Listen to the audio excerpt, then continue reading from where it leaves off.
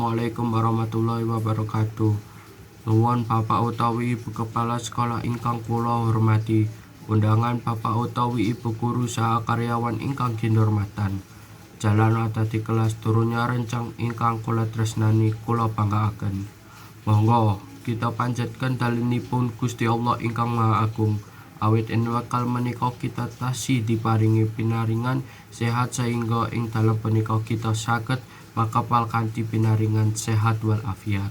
Kula minangka wakil saking kelas 12 agungin panuwun tanpa umpami kagem Bapak lan Ibu guru sedaya. Ahmad Jaya katresna anggenipun gugula wentah dumanteng kula lan kanca-kanca saengga kula lan kanca-kanca saged ngrampungaken kewajiban wonten ingkang pawitan menika. Kula kaliyan kanca-kanca naming saged memuji supados sedaya amalan kasaenan Bapak lan Ibu guru pikantuk piwelas saking Gusti Allah ingkang Maha Kuasa. Saha tansah pinaringan kasarasan, kawilujengan lan ketentraman saengga saged gegulawanten dhateng adik-adik sedaya. Boten kasupen kula kaliyan kanca-kancaku, kula nyuwun ngapunten.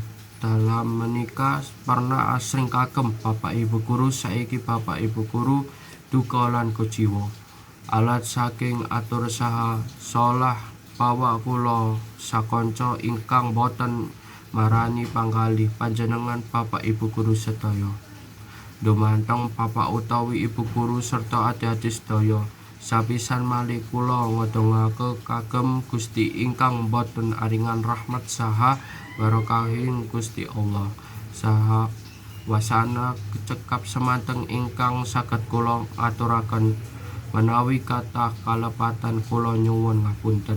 Wassalamualaikum warahmatullahi wabarakatuh.